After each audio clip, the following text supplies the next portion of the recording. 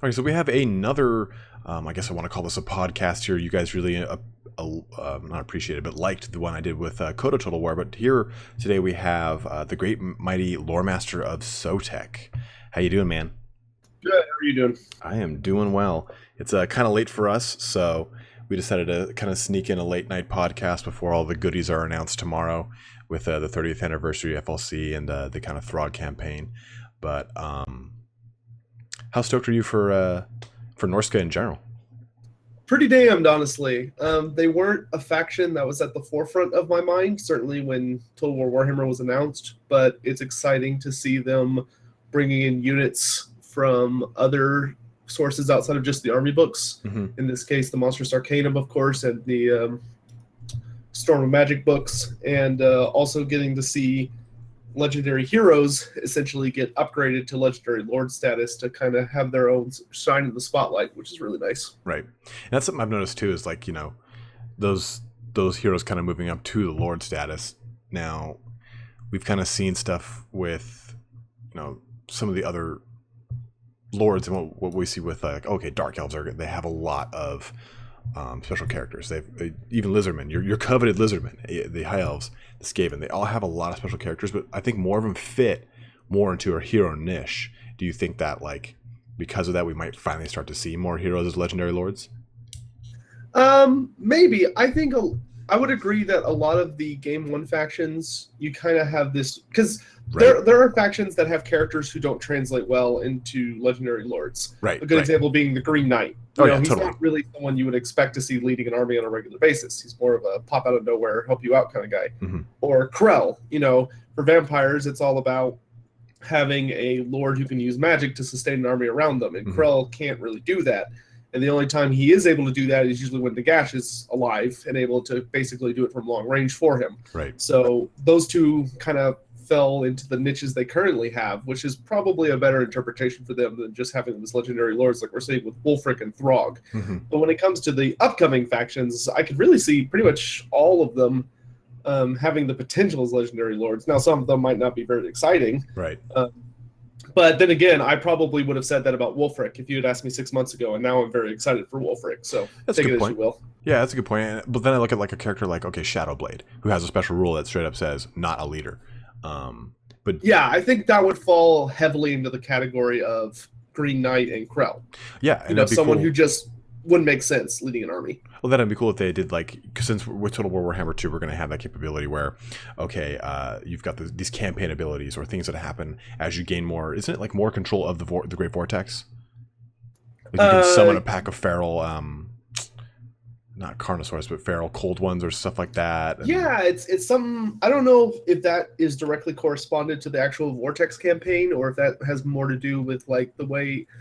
That's probably going to have more to do with like research tech, I would imagine, right?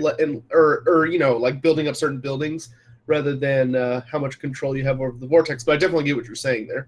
Yeah, because like it'd be cool if they had Shadowblade kind of fitting that same niche that the Green Knight does, where an X amount of chivalry, I can summon the Green Knight for X amount of turns. Reach a certain point, maybe even like Dark Elf intrigue, because we already know the High Elves are going to have an intrigue mechanic. Are the Dark Elves going to have something similar to that, where they can then maybe summon the services of Shadowblade for an X amount of turns to go like assassinate their enemies or something cool like that? Yeah, well, I think something people have definitely wanted more of is legendary heroes in the game. Right. And obviously there seems to be some barrier about it because CA has been very hesitant outside of the Green Knight to make legendary heroes. And even he was a major campaign, mechanic as opposed to just being a legendary hero. Right. And I don't know, it kind of makes it, people talk a lot about like the DLCs for Total War Warhammer 2, and it's like, you have the Grim and the Grave and how they kind of comboed things together. And it makes a lot of sense that they would do that for, Total War Warhammer 2. You've got a lot of characters that are assassins. You've got Shadowblade, you've got Alithanar, who fits kind of an assassin role. He's not the assassin like Shadowblade is, but he is a special character, special shadow warrior. So I wonder if they'll be doing that as well, and like maybe incorporating their respective units into it, even though the Dark Elves are going to get shades out the gate. Yeah, I don't know. We'll have to see. It's weird, at least from my perspective. When I saw the Game 2 rosters, I was surprised in some ways how complete they were. Like, Right. obviously, each of them is missing something, but Right. especially in, like, the hero category, they are really not holding back with a lot of these factions. Like, the Lizardmen faction, for instance, is just done, like, for characters. So I'm not sure what they're going to do when it comes to the, the racial, not a new race pack, but the Lord packs. Right. Where they added new units and stuff. It's going to be weird to see how they tackle it with Game 2. I can't. It's escaping me right now. But the roster of Lizardmen, like we were just saying, heroes and lords, it is there, and they in the tabletop don't really have a huge diverse hero and lord list anyway. They are missing some units though. Oh yeah, definitely. They're missing, the Troglodon, which you can miss that. They are missing like the Salamanders and the Razordons, and Salamanders, of course, have been in the Lizardmen since they released. Oh yeah, one of the oldest models, they were man. In the first Lizardmen roster, so not having them around at the start is very sad for me. I roasted many elves in many tournaments with my Salamanders. So I'm sad to hear that. The elves were all probably very good fighters, and they didn't deserve the kind of fiery death you gave them. Well, that's what you get for being toughness 3 and clustering in small groups. Whatever. That's a semantic. That is just a semantic. I'll just use Occam's Mind Razor or any number of other like OP spells from the any number of lores that I get to choose from at whim. Wait, shit, you do too. Fuck. I do it better. For those of you guys that don't know, Sotek is clearly a Lizardman tabletop player predominantly. And Sotek and I have been talking about this. It's like you can't start Warhammer, the tabletop at least, and not pick up almost every single thing you can touch, because it's like the lores are contagious, wouldn't you say? Oh yeah. Well, and the models, you start picking them up and you fight somebody who's playing demons, and you're like, oh, that's a really cool model, I want to get that. Then play somebody who's playing Tomb Kings, and you're like, oh, that's gorgeous, I want to pick that up. And all of a sudden, you don't have any money, but you do have all these nice models. Got so much cool shit to put together. And clearly I played a lot of high elves, as you guys all know. Speaking of, you mentioned demons, like cool and really cool models. I really can't wait for what's his name? Be'lakor. Belakor. Oh yeah, Be'lakor would be great. Oh god, he's like one of my favorite. Like when they made Demon Prince, like Demon Princes, for those of you guys who don't know from tabletop, like demons in general didn't get much model love. Like their updated models, like their models got like finally updated, like I think it's 5th or 6th edition when they finally got it like a facelift up from the 3rd, 4th edition pewter crap ass models that were all just very blocky and very not cool, not dynamic, to all like the cool things now. Like Be'lakor came out and I was like, oh, this is what a demon prince should look like. Oh yeah, demons were definitely a faction that kind of fell behind for a while. 6th edition, they got a nice update. Then 8th edition, they cleaned up the Slanesh side of things a bit more. Oh yeah. All those breasts stacked on each other. Yeah, the boob snakes. Can't forget the boob snakes. Ooh. So Norska comes out on the 10th. Throg or Wolfric? Who are you going to go with? Oh, I'm going to go with Throg. I like monstrous stuff. That's why I picked Lizardmen in the first place. And like the monstrous stuff in Norska is really cool too. Oh yeah. I don't. The Fimir were a big surprise to me. Oh yeah, me too. I did like a roster. What's the word I'm looking for? Like theory? A speculation video. There we go. With Pride, and he was dead set on Fimir, and I was like, all right, whatever. But I'm really excited to see the Fimir come out of left field. I wasn't really old enough to comprehend playing Warhammer until like 5th edition was ending. Right. And so I wasn't playing Warhammer when Fimir existed. They were kind of like an older thing that I knew about, but I didn't have a lot of history with them. Until obviously 8th edition released some expansion compendiums with the Monstrous Arcanum and the Storm of Magic expansions, which brought the Fimir back and gave them these gorgeous new models that CA has once again adapted to just be amazing looking. And I'm so excited to run a full monstrous army, because unlike all the armies we kind of have at the moment, none of them can really run a monstrous horde very efficiently. True, yeah. And it looks like with Throg, was reading on the subreddit today that he's got like this amazing red tree where he can give trolls like plus 20 leadership and plus melee attack and plus melee defense. And I'm just like, yes! Yeah. Like Fimir, skin wolves, and trolls Mammoths. all day, every day. Well, I'm surprised though about that. Like, because you mentioned skin wolf, that's exactly what I was going to bring up. Wolfric is the one that gives a ton of bonuses to the skin wolves, which I found was pretty interesting. I wasn't expecting that at all. Yeah, honestly, after looking at their roster, I think they kind of did this weird decision of putting the skin wolves with the Norskins to kind of throw the Norskin side of the roster a bit of a bone. That's a good point. Because looking at the Norskin roster, they don't, outside of the mammoths, which of course are associated on their side and which are super powerful, they don't really have a good mid-tier heavy hitting unit. Mm-hmm. You know, like you have Marauder champions and stuff, which look pretty good, but that's still high tier infantry, but they don't really have it. There's no heavy cav in the Norscan roster. You know, the heaviest they get, I think, are Marauder Horsemasters. Horsemasters, yeah. You know, so when it comes to like dealing with other cav or monsters, I think the Marauder side of things just didn't have a good answer. Mm-hmm. So it looks like the way CA is supplementing that is to give them the skin wolves as more of the Norscan side of things. Well, they're werewolves, so I guess it makes a little sense. Yeah, those skin wolves, you know, because they were originally Norskins, and then Chaos basically twisted them until they burst out of their flesh, which is why they have, when you look at their models, they have all those strips of what looks like leather, and that's their old straight of skin. flesh, yeah. Yeah, that's when they were human. They literally just burst out of their bodies, and that's why they look so disgusting. Or look really cool. Yeah, well, I mean, I find the two words synonymous. When it comes to the four Chaos Gods, my personal favorite is Nurgle. I'm all about Papa Nurgle. Man, I'm all about corn, but like the more when I started Warhammer, I played Bretonia, because you and I have talked about this, like, oh yeah, and back when, you know, it was the Bretonia Lizardmen starter box. That was the book that was one that came with the little book and everything. Oh yeah, we got started at the same time, right? Isn't that the same one you bought? Yeah, about the same time. Yeah, back when Lizardmen were decided to invade the old world every once in a while. That was fun. Yeah, exactly, right. And it's funny because it's like at that point is when I started to like dive back into like the second, third edition. And the only reason I know about the Fimir is from Warhammer RPG, because they're actually in the RPG and they talk a lot about that. Oh, I adore the RPG. It's so fun. Like, just a quick aside. This is totally off topic, but they're bringing it back. Yeah, I've heard. Isn't it by Fantasy Flight? There's a 4th edition coming. I'm so excited. Because I believe I got the 3rd edition. Yeah, 3rd edition was the last one. 3rd edition was the most recent one. It was more of a board game, if I understood correctly. Yeah. 2nd edition was the one that I play, which is like the really crazy, like 8,000 rule books worth of lore and BS.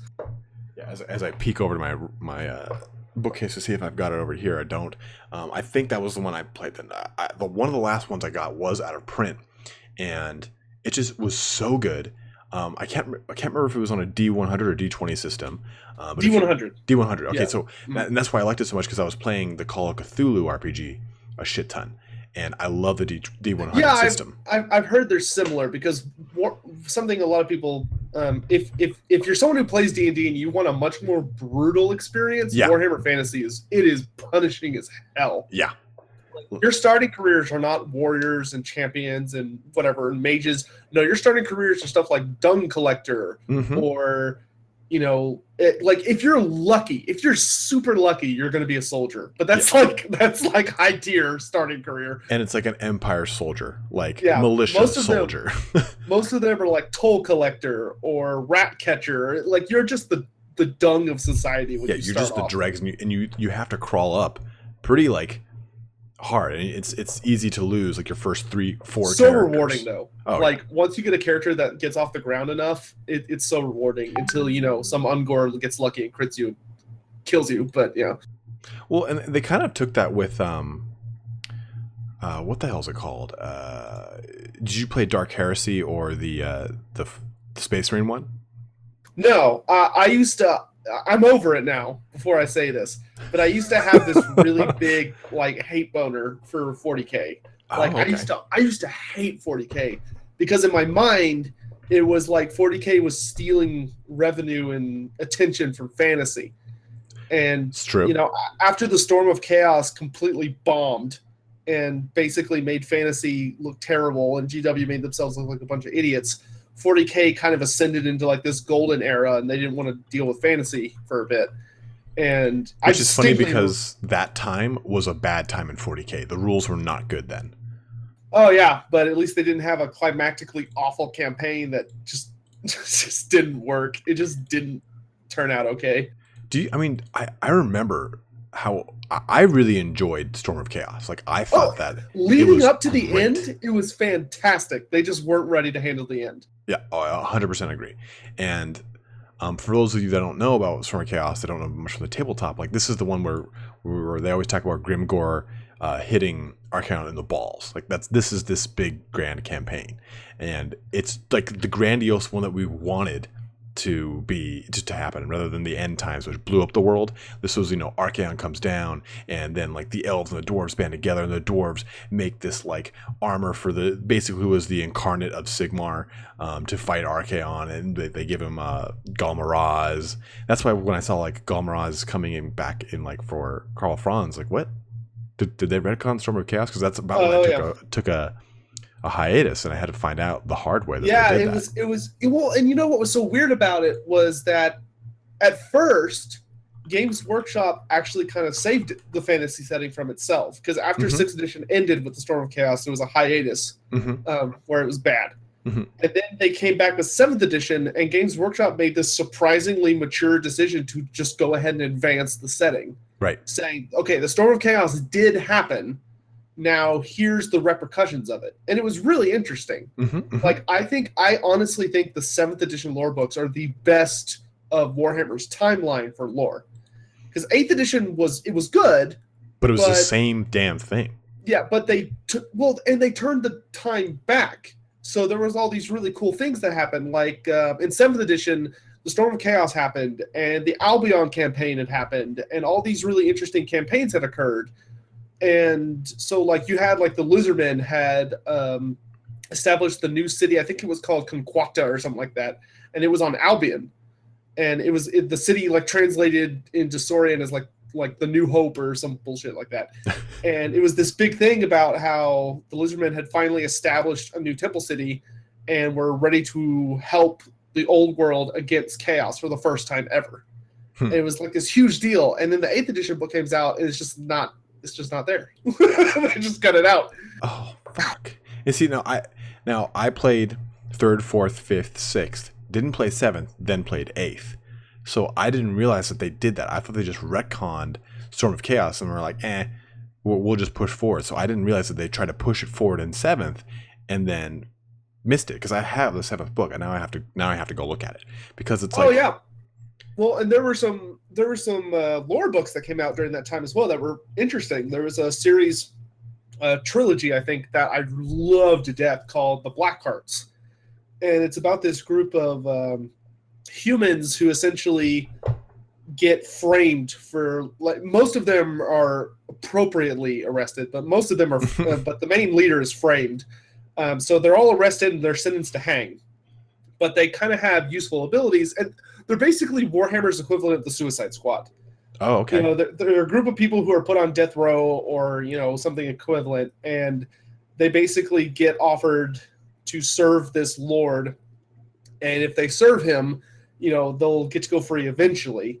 And they even have, like, poison put in their system so that if they try and betray or run away, they just, like, a wizard says their name and they die. Like this super horrible, agonizing death. And it's a fascinating book series about these people just trying to survive, dealing with some ridiculous scenarios involving, like, Skaven and the Warriors of Chaos and stuff like that. But one of the main parts of the book that's really interesting is how, from the Empire's perspective, people are dealing with what happened in the Storm of Chaos, where Sigmar's champion lost to Archaon. Valten lost. Yeah. He put up a good fight against Archaon, but Archaon beat him. And then Deathmaster Snitch kills him. Yeah, and after that, Valten just mysteriously vanished as far as the citizens are concerned. He lost to Archaon, and then he, what Karl Franz knows is that they took him back to try and get him help, and then Snickage killed him. Exactly. And the Empire nobles were like, let's just say he left.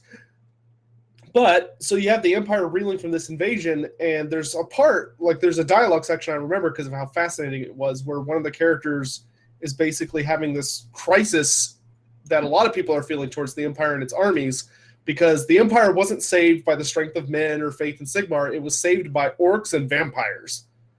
You know, True. The undead, you know, Manfred had to come to save them, and Grimgor had to come to save them. And that really messed with people.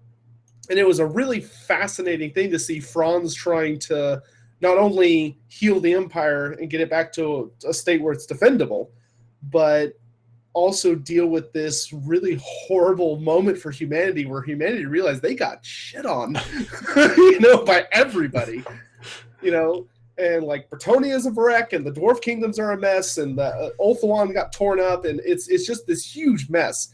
And it was one of my favorite things about 7th edition was taking a look at that and how the Kingdoms of Order were rallying, even as, you know, the Warriors of Chaos were still trying to kick them when they were down. Because just because Archaon lost didn't mean Chaos stopped invading. Oh, no. Oh, yeah, absolutely. You know, a bunch of warlords were like, hey, Archaon's out of the picture. Let's go.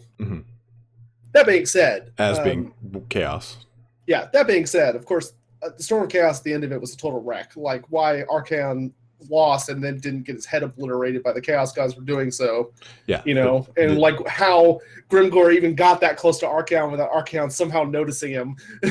Yeah, it's like there were a lot of those things where it's like, well, it's just gonna do this. And then even in the end times, like Valten kills Wolfric the Wanderer and Vardek Krom, and then eventually gets killed by a Vermin Lord. And it's like I feel like every time I read the End Times books, I felt like Yakety Sax was playing in the background, like the whole time. Like my only defense of Valten will be that they did a much better job of setting him up as an epic character. Because in Nagash, you actually see him grow from a smith's son, the apprentice, to being like this badass who fights alongside Vlad von Karstein against a greater demon of Nurgle. At the Auric Bastion, yeah.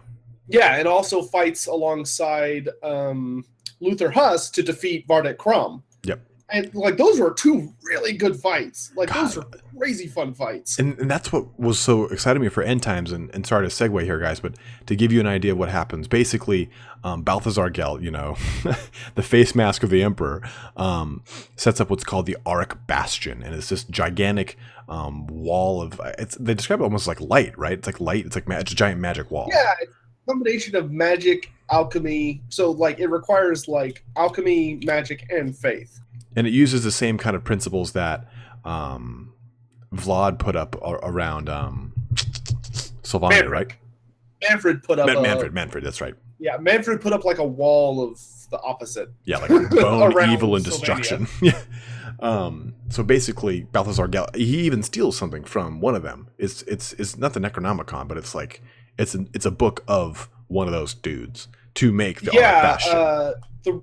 The way he did it was Neferata brought him something through one of her agents, and he knew it was shady, but you know he also knew that if he didn't throw up a wall, they were in trouble. Right, and it worked flawlessly. Yeah, absolutely, and like basically every couple of like yards, miles, whatever, there was a mage empowering it, and one of them gets killed or something like that. Something causes a breach in the bastion, and basically.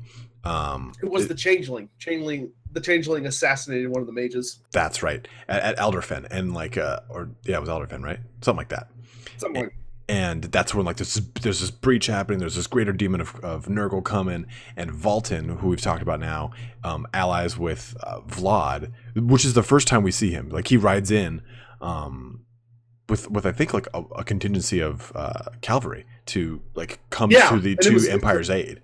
Big surprise, yeah. So in this book, you kind of like it was just like the ultimate cock tease for Warhammer fans, because they're like, yeah, it's advancing and it's getting pretty epic. Sure, people are dying, but I'm kind of okay with how they're dying. Like we thought as Warhammer fans that this was just going to kind of scrub away a lot of the minor characters that didn't really get used a whole lot and didn't really have a purpose being in the game, to kind of make for a leaner but more effective game. But and Sotek and I were actually talking about this a week back or so, how like, yeah, I got through the first book and it was great. Through the second book, I was like, oh, okay. The third book is titled Cain, so it's all about high elves and dark elves, which, you know, my nipples are hard just talking about it. And that's when like the letdown began, where it's just like Total garbage. It's just shit. It's just shit. And that's why it's called the Age of Shitmar. So this gives you guys at least a little taste into the disappointing realm that is the destruction of our fantasy world. But we did get kind of off on a tangent from the Skin Wolves. One thing I wanted to bring up, since you grew up in 3rd and 4th edition like I did, so you have the Dogs of War book. I'm wondering if they'll bring in Bearmen. I don't know. I'm one of the people that's really skeptical about the Dogs of War ever making a real appearance. Oh, totally. They're just too old, man. As far as like, I know people are gonna hate me saying that because there are some people who like think back and remember the Dogs of War being this awesome thing, but they had a 6th edition book. Mm-hmm. They were in 6 as like a playable faction. They were goofy, but you could do it. That's what brought like Midas and the Halflings in, was the 6th edition book. Oh yeah, and I wouldn't mind seeing them make like referential appearances, or maybe if there's a way they could really fit would be as like these really weird Regiment of Renowns. But I'd be really surprised to see them. And I know a lot of people, when they hear me say that, they're like, "Oh, well, they brought Fimir Ben," and I'm like, "Yeah, but Fimir existed in 8th edition, Yeah. Like they got an update." Yeah, but, I mean, like they came in 1st or 2nd, and then came back in 8th. Yeah, it's like nothing we've seen so far, is like from some ancient edition that CA was like, let's bring it back. Everything they've brought out either existed in 8th in some way or form, or is basically something new that they're used existing assets to make. True. Like the Frostworm, very cool unit. It didn't take a lot of work for CA to make. Yeah. That's why it's in the roster. It's not because they were like, we really feel like this needs to be a thing. It was more like, this could fill a niche in the Norscan roster. And there are ice drakes in Norska. Mm-hmm. So let's just give them, a Frostworm. And it works, and it's great, and it's awesome, and I look forward to using them. But, like, I don't think you're going to see CA, like, really digging, the bottom of the barrel. No, I agree. I think there's too much source material for them to need to. I mean, They could rip the Warmaster Araby, or let me start over here. They could rip the roster for Araby from Warmaster and have a complete list. Mm-hmm. They're going to do probably the Tomb Kings. They still have the Ogre Kingdoms to do. There's so much that they can do that I don't think that the Dogs of War would make a ton of sense, even though they can do Tilia and Estalia like we've kind of talked about. Yeah, my only argument, which I think you'll agree with, is that the Dogs of War, they're not a nation. That's what a lot of people don't get. They're literally a ragtag group of just goofballs, and many of them are very humorous. I can't think of a single one of them that were serious. No, and so except I covered for, like, Gotrek and Felix, who were technically Dogs of War, but sort of not really. Yeah. Oh, 100%. And I kind of covered that in my lore video on them. I was saying, like, yeah, so kind of pay attention to the wording on this. It's different from all the other lore videos we've gone over because it's deliberately supposed to be funny. Like, some of their slogans, like one of them something like, for the right price we'll do anything, something like that. Like, it's something like goofy, and like even the descriptions of all of them are kind of like funny and stuff like that. And the reason I brought up the Bearmen is because they talk about in the lore how it's like, oh, they're up north, there are Bearmen, like just like there are Skin Wolves. So it makes me wonder if, okay, maybe we'll get them as maybe a more heavy cav unit. I mean, don't get me wrong, I think it would be neat. I think my answer is no, but I think it would be neat. Crush my dreams right in front of me. I just don't see them. I don't think CA is gonna ever, at least until much, much later, I don't think we're gonna CA really reach out of things they like. Skin Wolves and Fimir, there are these, how do I word this? In 8th edition was the hallmark of gorgeous models. Oh, shit, I mean, granted, I should just say the older GW gets, the more pretty their models are. Yeah. Which is just common sense, because obviously they get better technology. Mm-hmm. But, if any of you go Google Skin Wolves or Fimir on the Monstrous Arcanum or on the Forge World website, Forge World in particular made gorgeous models, just dead gorgeous models. I'm taking a look at them and they look fucking cool right now. and if you go look at, the Total War stuff we've seen, they look the exact same. They literally just made them 3D, which is great. That's what they're supposed to be doing. Yeah. Obviously except for Croc Cigar, right?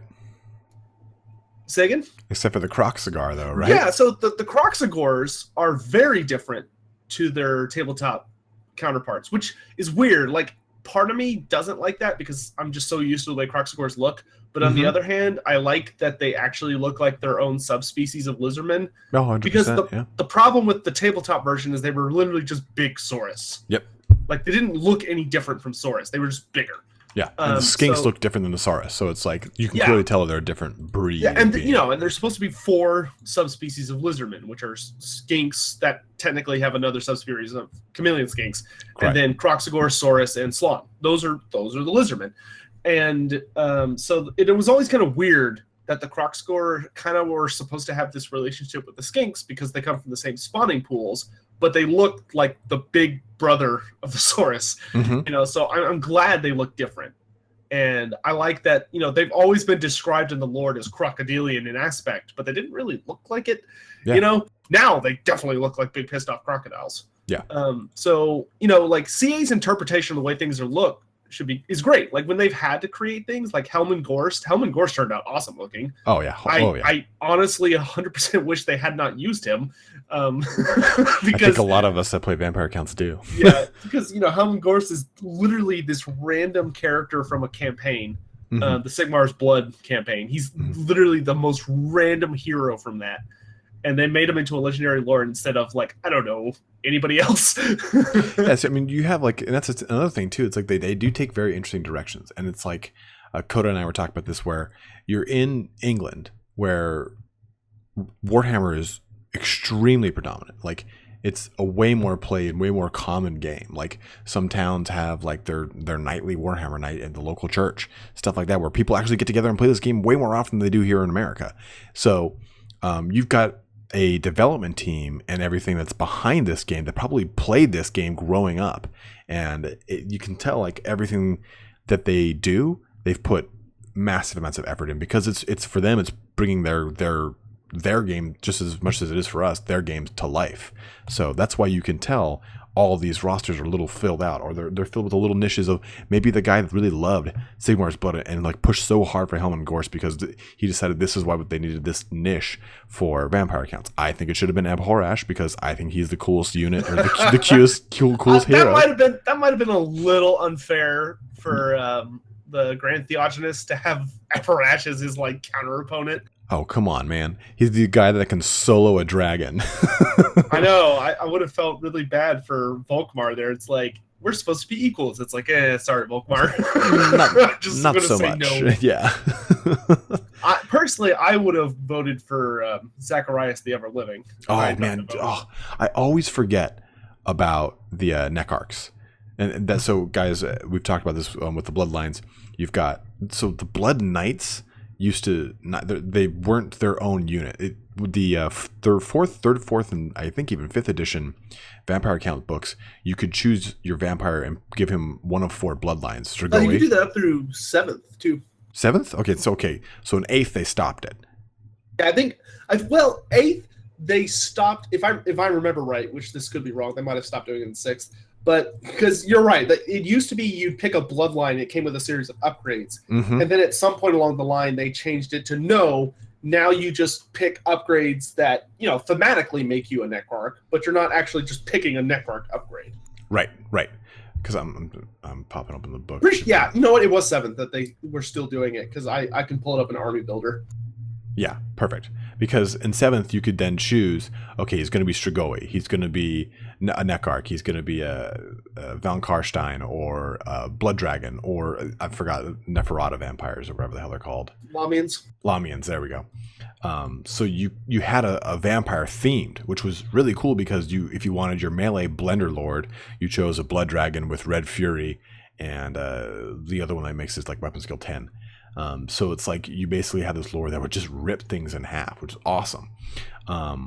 Or you chose like a Neckarch, which is basically a high level necromancer vampire. So he's really, really good magic, more of a glass cannon, and that's the one that wrote the zombie dragon in the 6th edition.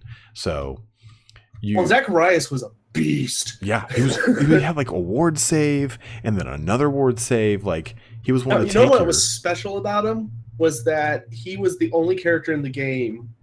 People aren't going to know what I'm about to say here, but you will. He had a dispel scroll every fucking turn. Yep.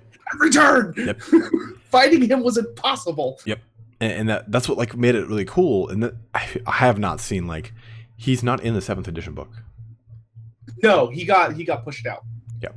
He was in 6th edition. He was one of like 3 special characters you could take in 6th. Yeah, because in 6th edition it was Vlad, Manfred, and Zacharias, I think. Yeah, and then I think Isabella was in a subset on Vlad's page because you had to take them together. Mm-hmm. Yeah, in 6th or 7th you had to take them together, or 6th rather. You had to take them together, and then they released compendiums that gave the rules for like Heinrich and Neferata and Melchior and all this other BS. Man, I'm looking at it right now. Yeah, Zacharias the Ever-living, Manfred von Karstein. Oh no, it doesn't even show Vlad. Oh, he must have got a white dwarf release then. Yeah, but Zacharias was he's one of the only special characters I actually remember well from 6th because he was literally untouchable. Mm-hmm. Like if he showed up on the field, he took up half your army because he's so expensive. But it'd be like if in Total War, if you took Zacharias, it would just lock 10 slots, on your army. But he was so good, it just didn't matter. Yep. Like he was just unstoppable. Scroll of Semtep. Zacharias carries an unlimited number of these scrolls. They count as dispel scrolls. He can use one of them in each of the opposing player's magic phases. So basically, guys, that means every turn he can outright negate one spell. Yeah, an enemy wizard is just like, oh, I'm going to cast a spell. He's like, no, you're not. And he would do that to you every turn, and it was horrible. Yeah, and that's back when, and magic is different. So the winds of magic that we see in Total War Warhammer 1 and 2, well, eventually what we see in 2, it's got that meter, it says 30, and it fills up to that. In the tabletop, you rolled to see what your winds of magic were, and then you'd use power dice, which is equivalent to your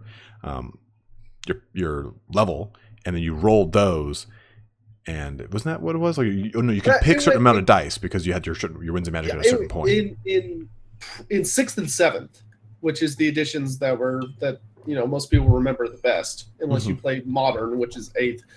It was that like every army got the same amount of dice, but then you got an additional dice for every level on your wizard. That's right. So like vampires would murder people sometimes because they would, and so would the demons of Tzeentch and the Lizardmen, because they would just bring so much magic to the table. Mm-hmm. So it would be like in Total War, instead of you having a power pool of 30, if it was like 30, and then for every wizard you brought, you got an additional 5.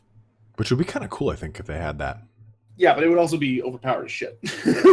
But like, if it didn't set your max to that, like, so basically, like, let's say everyone had whatever the random number was, but you got +5 for the wizards, and it was just a boost. So it would bring you maybe above 30, but it was only for the start of the battle. After you used it and it dropped below 30, it would never rise above. Oh, yeah. That would be cool. Well, and I think one of the things they got wrong, which I don't think there's many of these. No, I agree. One of the things they got really wrong with Warhammer 1 is the magic system. I gotta agree with you, because in that there's no difference between the wizards. No, not at all. Like, the most powerful wizard in the game is the exact same as the least powerful wizard in the game. Right. And they dropped the ball on that so hard. Mm-hmm. Because the wizarding level system, the wizarding level system, the levels of the wizards, wizard leveling system, whatever you call it. Harry Potter's, whatever year Harry Potter is, that makes a huge difference. Like we were just saying, like it makes or breaks your magic phase, because if you have an army of like 3 level 1 wizards versus like 2 level 4 wizards, it's just like, it's night and day. It's like they can't even compete. Yeah, well, even in 8th edition, where the magic is more like it is in Total War, where there's more of like a pool that is kind of random, but in 8th, it was stupid to bring an army of nothing but wizards, because you only had so much magic to work with, and you would like not get your value. Right. But bringing a powerful wizard, it meant A, he could have more spells, which was the biggest thing, and B, when he did cast, he had more power. I think one of the things they really screwed up with in Total War is that I would have, you know how if you play Wurzag's campaign his spell tree is like you put in the point for the signature spell, and then he unlocks all of his lore at the same time. Right. I think what they should have done is that, except for like if you're working with a hero level wizard, he only gets to pick like 2 spells. Yeah, or 3 spells. Yeah, I totally agree. But like, you know, on his skill point tree, if he picked like 2 spells, it would lock. You know. Mm-hmm. But I think one of the big problems too is like every lore has got 2 or 3 competitive spells. Like I look at Shadow, it's like Doom of Darkness, Soul Leech. Depends on the scenario. You can get away with what's that? Their big bomb spell. Oh, Pit of Shades. Pit of Shades. Yeah, thank you. Or you look at. Well, it's funny too because the lores that aren't even really competitive in tabletop are not competitive in Total War. Like metal is typically a terrible choice. The only time you choose metal in tabletop was against Chaos or Bretonnia, or someone that just had a lot of armor. Oh yeah, but man, if you were playing Warriors of Chaos and someone took metal, you're just like, I lost. I can't, and because it's like it basically takes their armor save and wounds against them or something, doesn't it? Or it takes the opposite or something. The more armor they have, the easier it is for them to take damage. So Warriors are just doomed the moment they step on the table. And it's like that doesn't make a direct correlation, or else Balthasar Gelt wouldn't be completely and utterly terrible. He would be a hard counter to some things. Like you take certain lords in the multiplayer to counter other lords. Like if I'm playing Bretonnia, I can take. I know if I take Leoncoeur on a what's his name, Biquois with a Green Knight, I know it's like those 2 are really good counters against it because it works well against greenskins. Balthasar Gelt works never good against anyone at all. It's kind of like that in tabletop too, though. I am hoping. I mean, there's been a lot of rumors going around for about the last month or 2 that the starting lords are supposed to be good. I've seen it. I've been reading about it on Reddit, and I hope it's true that the starting lords are going to get tune-up. Because clearly there's been a bit of a power curve most of the time for the lords that have come out later. Yeah, absolutely. I don't think it's a drastic power curve, because there are some characters like Thorgrim, obviously, and Manfred who have remained pretty powerful. Yeah, absolutely. But I mean, they're like Balthasar Gelt or Azhag the Slaughterer, and they're you know. But you look at like Vlad, and Vlad's just a monster. That guy is so tanky, but so is Manny. So it kind of fits the fact that they're vampires and what have you. But like Isabella von Karstein too, also late bloomer. Most people would have. Well, in like Kimmler obviously needed to tune up, and now he has Krell. But and I have read for certain that Krell is supposed to be getting more soon. Like this isn't full Krell, this is just part Krell. Right, that's what I've heard too. We're getting a full Krell skill. Yeah, hopefully when they finish cleaning him up, he's a little bit better than he is. Because I love him the way he is. I know a lot of people hate it. Oh, I'll ask you about that. How'd you feel about the way they implemented Krell? What part are you saying about how lore-wise? Because lore-wise, it fits for me. I mean, just what are your thoughts on it? Like, do you hate it? Do you like it? I care more about the lore side of things than most things. Well, so if I think about from like a lore perspective, like he kind of joins in with Kemmler, and it's more like because Kemmler like brings him back, and it's more like I'm kind of still serving Nagash, but you'll do for now. So I kind of like the fact that he's bound to Kemmler in a certain way. Like Kemmler summons him forth, but the fact that like they nailed his model almost exactly like the actual model, which is one of the best, I think, hands down one of the best models in the Warhammer range, was great. I also really enjoy just his mechanics on the battlefield. Yeah, like I definitely get for a lot of people the hate, because it seems like the biggest hate is that there were some people obviously expecting Legendary Lord Krell, which like I don't think it would have fit. It would not. Yeah, well, my biggest argument is like it just doesn't, like, how are you gonna have a raise dead mechanic and all this other stuff with Krell? He's not a wizard, Well, that's what I think. There's a large disconnect between the tabletop lore of why vampires lead the vampire count armies, so the undead armies, because once upon a time vampires and undead were 2 separate armies, correct? It was not really. It was more of there was like a there used to be just the undead. Yeah, just the Just undead. this really overarching, and it was like a mix of like what now we know as the Tomb Kings and the Vampire Counts. And they used to be the same undead thing. had Nagash in it back in that old shitty model on Yeah, the like little pile of bones.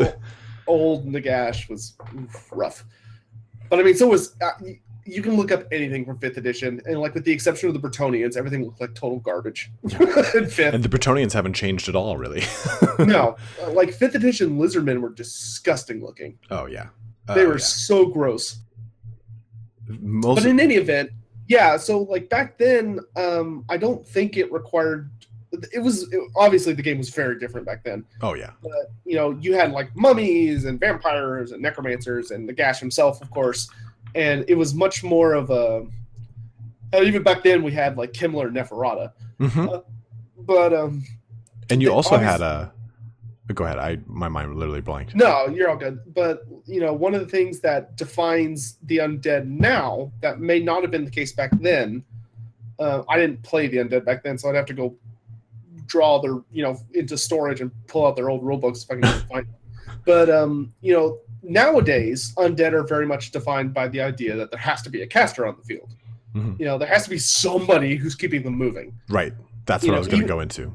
With the vampires and the Tomb Kings. The Tomb Kings have a little more wiggle room because of the way they bring back their dead. And the fact that they're not, like reanimating corpses and then controlling them with their minds. They're just putting the spirits of those people back in their bodies. Right. Tomb Kings have a very different system than the vampires do, which is what I love about it. How many universes have distinctly different types of undead, Yeah, exactly. It's not just skin and bones. Or just walking, chatting bones. So, like, as much as I love the idea of having Krell as a legendary lord, because, who doesn't? The only way it would work is if you did the End Times version, which was Krell, the Mortarch of Despair. Exactly. But Nagash has to play a part in that. Yeah, he has to be alive, quote unquote, as alive as he can be. And we went back to the Undead faction for that. You couldn't play that version of Krell if you were playing Vampire Counts. You had to be playing the new Undead faction, whose name I can't remember. Undead Legion. Undead Legion, that's right. So you had to be playing them if you wanted to use Krell as your lord. And then he got some, and the only reason that worked was because the Undead Legion had rules that because Nagash was alive again, they didn't need magic to sustain themselves. Correct. So they didn't crumble. And that's a big thing, is the crumbling is part of, like, you have to have a necromancer lead your army, and he's a white king. He's not a necromancer. Yeah. He doesn't use magic. He's just a dude with a big axe who's scary, and he looks amazing. Yeah. He really does. Now, I certainly get the argument a lot of people have with disappointment over the legendary hero thing, about him not just being a hero you get at the start of the Kimmler campaign. Right. And that really just seems to come down to that CA seems to have this horrible fear of, like, heroes who can't be killed, I guess is what it is. I can't imagine it being anything else. What do you mean by that? Like the Green Knight can't be killed, so... Right. Well, the Green Knight doesn't last forever either. True. The Green Knight has a very limited time frame that he's on the campaign map. And although he can act as a hero, he doesn't have a skill tree you can interact with. And although he can perform hero functions, he's not that great at them. You don't really want to use the Green Knight to assault units or assassinate characters because he kind of sucks at it. Yeah. He's not bad. But the other thing is that if you try and interact with him as an opponent, and this happens with Belagar's ghosts as well, they have a 99.9% immunity to all campaign actions. Right. So, like, for instance, and this is just an example, if Krell was a permanent hero, so a legendary hero, that means he can't permanently die. Which means they have to do one of two things. Either they basically would have to create a unique system for just him, where even though he's a hero, if someone assassinates him, it's impossible for them to get a critical success. But also make it so that he's not like the ethereal guys where, it's possible to hurt him. Because imagine if Krell did have that 99%, and the AI decides it's going to use him to assault units in your army, and there's nothing you can do about it. One of the complaints I see about the AI a lot is hero spam. Oh yeah. When and I personally have never had this problem, but I know people who do. I know personally people who have very loudly complained about it. They play Chaos and they're like, "Oh, Chaos is unplayable because these two Empire captains just assault units until I'm dead." I've had I've had a lot of experience with that happening from Chaos, or I'm sorry, from Empire in specific, more so when I played Vampire accounts, but I also see it very common with Dwarves, surprisingly enough, too. Yeah, so that's the only thing I can think of. I don't agree with it because I think CA is more than capable of finding a way around that, but there's some block that I can't personally think of a way that I would understand it being a big deal that makes CA look at characters like Krell, or which in the future this could very well be characters like Shadowblade and Gorok and stuff. And for some reason they look at these characters and they go, "No, we can't do that." Yeah, well, especially because it's like you look at the lore of like even Gorok. He's never been killed, beaten. Like they say, like, oh, in end times he gets surrounded, but they still see him like fighting, and he's still like, doesn't he like in the end times like he gets away still? Technically, he never showed up in the end times. Is it the Great White Lizard, right? Yeah, well, and that's one of the complaints about the end times as well, is that it got rushed in the end. Book 1 was awesome and displayed a lot of minor characters and major characters, and then suddenly Games Workshop realized that, we need to keep moving on this to keep the pace up, but they didn't plan it out very well, I guess. Right. Because the books got super rushed, and that's what made them bad, is that you had, I don't want to get too much into the end times because I could literally talk for years about you it. and me both, brother, in a bad way. But one of the biggest complaints that I had was that you get to books like Thankwol, which was overstuffed. There was way too much happening in way too little of time. It's like the fattest book of them all, I think. Yeah, well, it single-handedly tries to cover the entirety of the end times going on in Lustria and Carrick Eight Peaks and the rest of the Dwarven Kingdoms. And it's in one book, and they're trying to tell like 2/3 of the planets, the planet that we care about. Obviously, Cathay was there, and all those guys were never going to show up in the book. But it was supposed to tell all of their stories in a single book at the same time, and it was smaller than Nagash was. So it was just absolutely absurd that they were even trying to do it, but they did, and it backfired horribly because there were so many characters who just don't appear, and Gorok is one of them. Itza gets invaded, the city where he's stationed at, and yet despite that, either the author of the book didn't know about Gorok or just didn't care, because when Itza gets invaded, this really random Saurus is put in charge of the legions of Itza, and he ends up doing a super shitty job. Gorok wouldn't have stood for that, So what I'm actually looking at is something written after the fact, outside of that book. Yeah. So before you say that, I'm gonna throw in a little thing. There is a website where a guy who wrote, I forget which one he was, Josh Reynolds. But yes, Josh Reynolds. Josh Reynolds participated in writing the end times. He was not the only author by any means, and he certainly didn't have control over the narrative. He was literally told, "This is what we want to happen. Just kind of tie it all together and make it work." As Games Workshop is wont to do.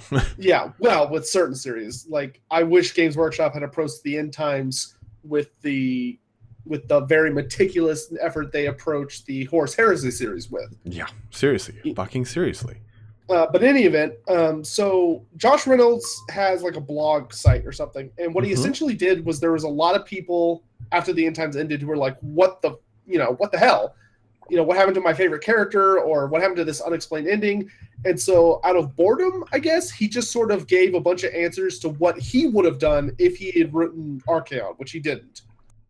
And so the books that he wasn't involved in. And so someone would ask him, "What happened to Gorok?" And he said, Gorok fought a horde of Skaven alongside Nakai the Wanderer, and they had this big epic battle against endless legions, and were not winning but not losing until the moon fell from the sky and crushed both of them. Yeah, that's exactly what I was going to bring up. This is like verbatim. Yeah, that's what you were going to say. It's like fucking Batum too. I've been down this road.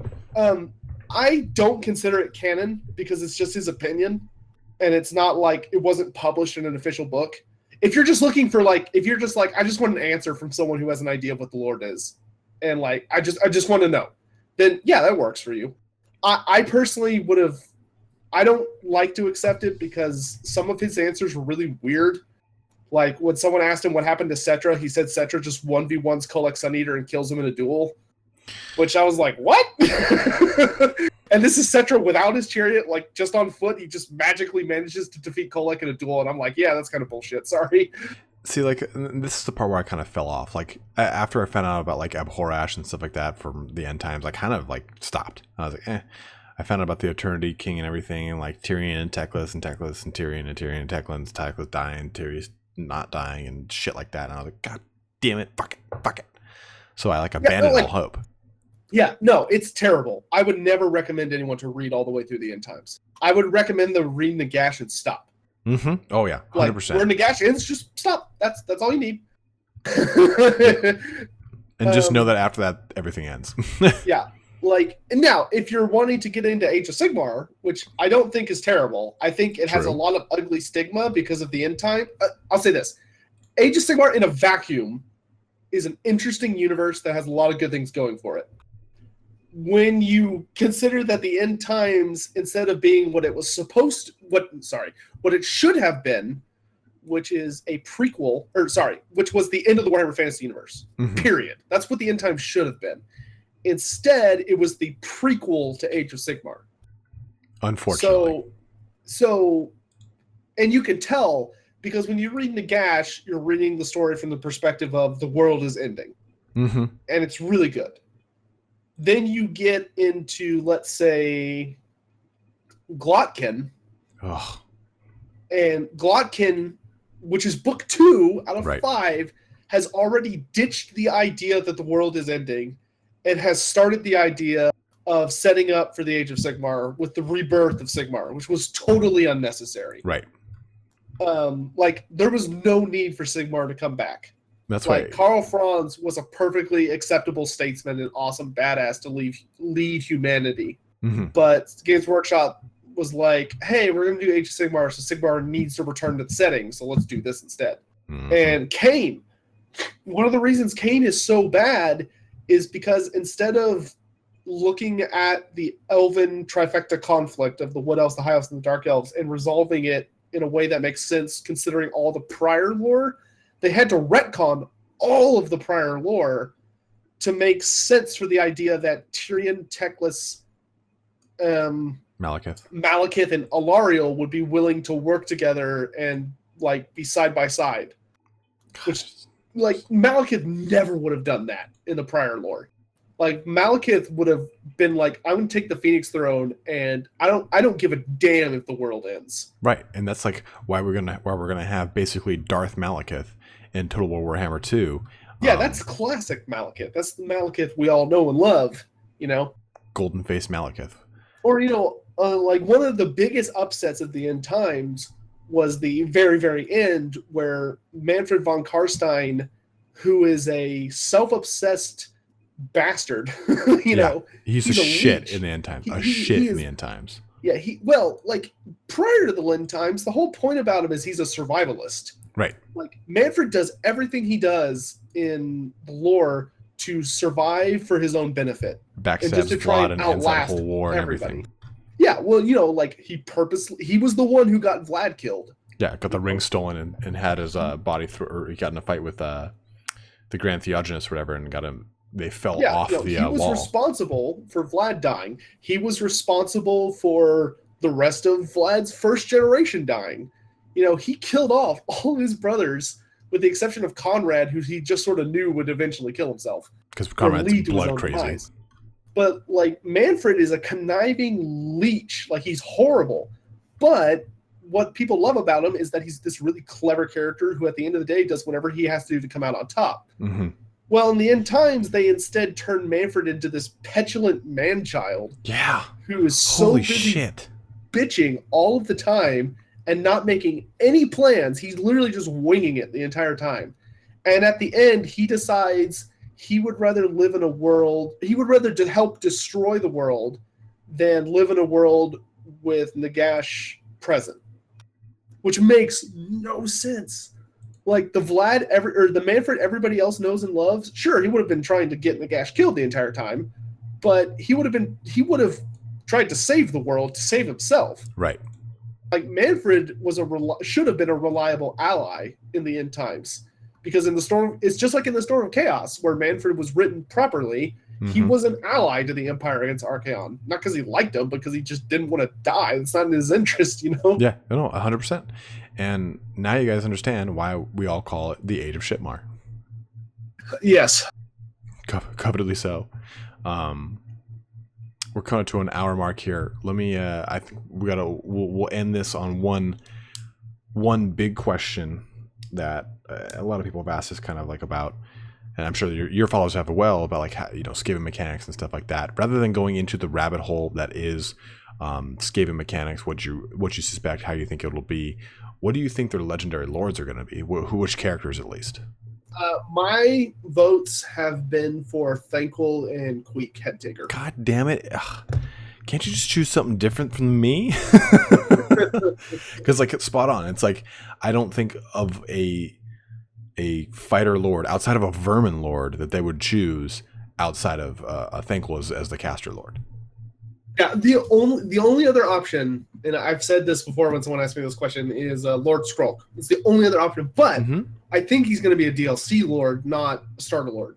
I would agree with that. But at the same, it's weird because on one hand, he's the only one of them who spends all of his time on the map we're currently going to, because he lives in the Southlands. He doesn't necessarily live in the Southlands, but that's where the strongholds of Clan Pestilence are.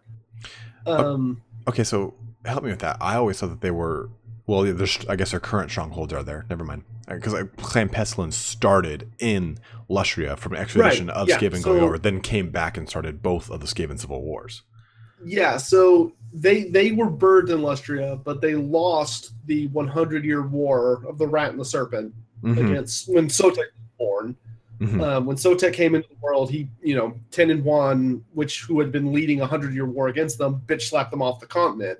Right. And when Sotek was born, one of the things he did was that a giant swarm of snakes that appeared from nowhere basically flooded all the Skaven tunnels and chased them all out, or killed them. And the Skaven ran away to the Southlands, where they established a brand new system, and then they eventually went north and attacked Skaven Blight, and that led to the first of the two civil wars that Clan Pestilence would cause and almost win. Like, Clan Pestilence is so ridiculous. Yeah, and they're super iconic, like just like Clan Scryer is. And it's like you've got Scryer and Eshin in Skaven Blight, then you've got Pestilence in the Southlands, and you've got Moldor up right in Troll Country, right by Norska. Yeah, and Hellpit. So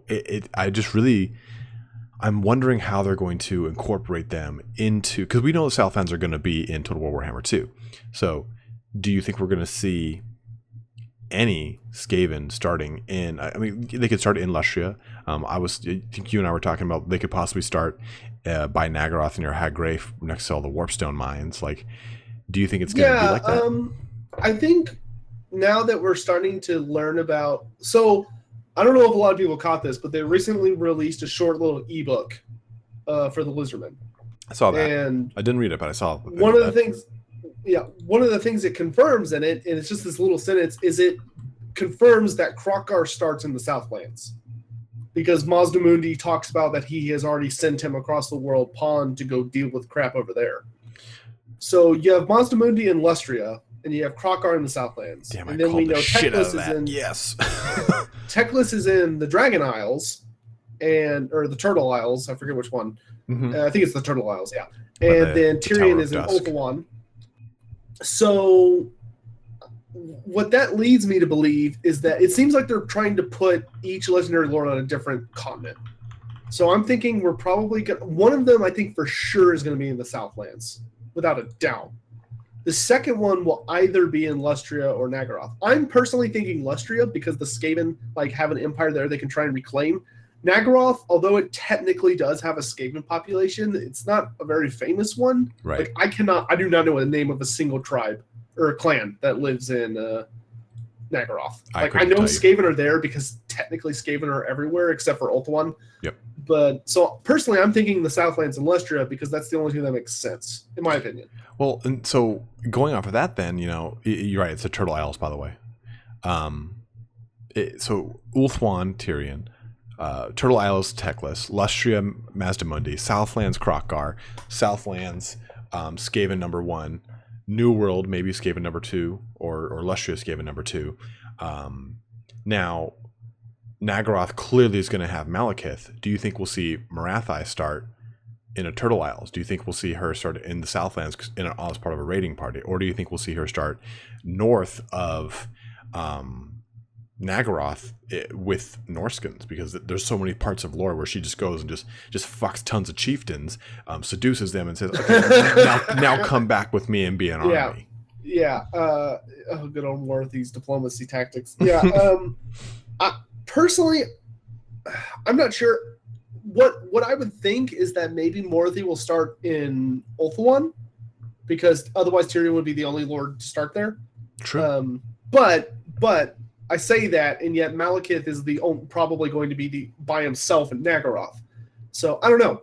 Morathi could really go anywhere. Like she could go to Lustria and kind of a repeat of the Storm of Chaos, where she invaded Lustria for like Slann trinkets and stuff. Mm-hmm. Like she's been there multiple times in her lore. Like she has an established hatred of the Slann and has fought with them. She obviously could go north, and deal with the Norskins and stuff. She could be part of the initial, she could be in Ulthuan trying to restart the Cult of Pleasures, the Cult of Pleasure that used to be there, and trying to destroy Ulthuan from the inside or whatever. So I don't know. It could really be anybody's guess. Okay.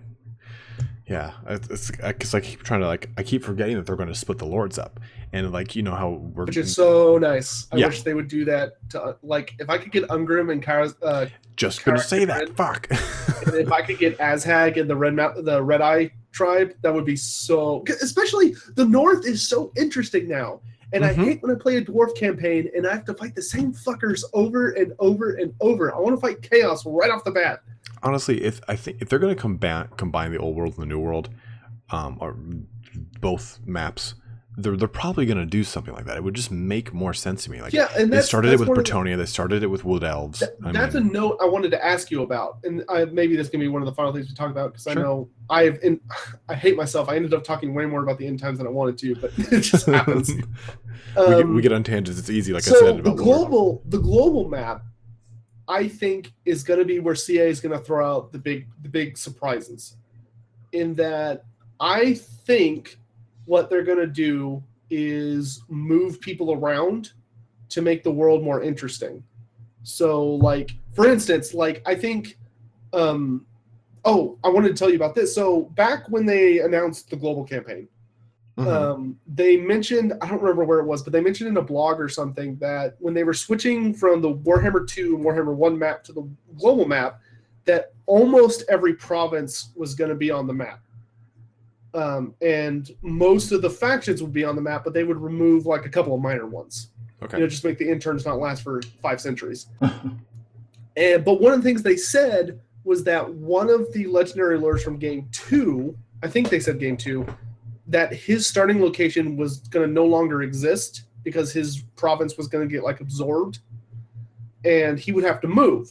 And so what my thinking is that one of the Skaven Legendary Lords is going to get moved from the new world into Skaven Blight in the old world. So you're saying they said when they release the combined map. So if you own Warhammer 1, Skaven are not going to appear in your game. Period. Right. But if you own Warhammer 1 and Warhammer 2, when they release the global map, I think they're going to put Skaven into the old world. Well, yeah, with Skaven Blight being already pretty much on the map. Right. So I think they're going to activate Skaven Blight and move one of the Skaven Legendary Lords to it. But we might also see them activate Hell Pit and some other places, which would be really cool. Well, and that it leaves them, if they do that, it leaves them room to grow Hell Pit. I mean, they make the campaign map, then they add faction Clan Mulder, or they add faction. And that's another thing a lot of people ask, are we going to see a Clan Eshin faction, or are we going to see just Clan Eshin units? I wouldn't put it past them. I don't know where they would be, but I wouldn't put it past them. Right. It's just kind of interesting to me too, because because Clan Eshin has got access to, their gutter runners, their night runners, their assassins. Well, and this, I with the Dark Elf roster, having such a heavy emphasis on those like assassin type units, Mm-hmm. I wouldn't be surprised to see them reflect that, because I bet those shades and all those assassin units have new mechanics, and I bet they're sharing them with the Skaven units. That's exactly what I was thinking too, because the Gut Runner and Night Runners are so like integral to these Skaven armies. I would not be surprised to see a very heavy, like I wouldn't be surprised to see most, if not all, of the Clan Eshin units in the starting Skaven roster, just because they're going to share mechanics with the Dark Elves. True, and on top of it, they'll be able to scale them out and scale walls. Hopefully, like they should be able to. What, you don't like their magic ladders that they pull out of seemingly nowhere? Fwop! You cut this from my pocket. Ha ha! Anyways, I'm not sure how I'm gonna feel if they have the Lizardmen running out to a wall and then like pulling fucking ladders out for the Saurus to climb.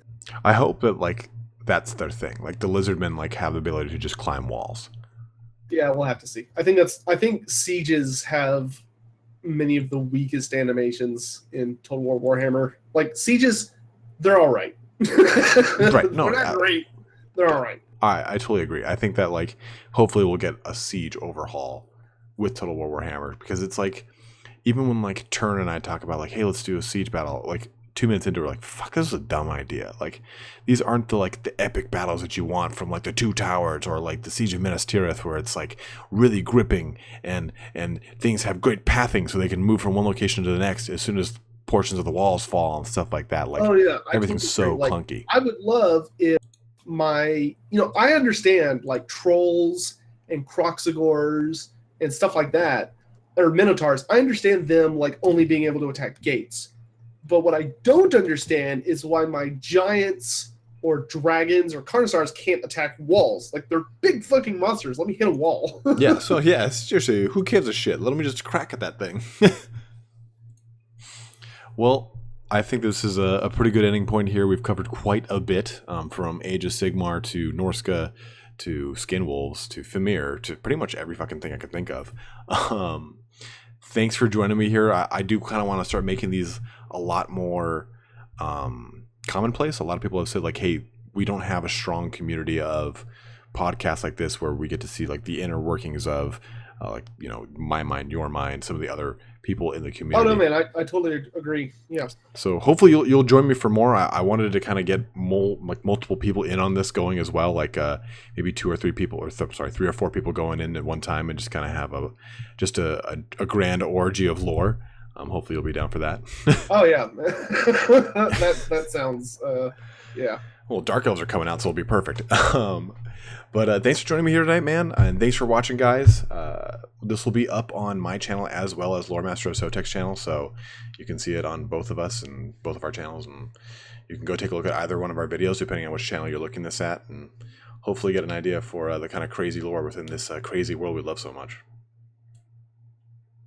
But thanks for watching, guys, and take care. Bye.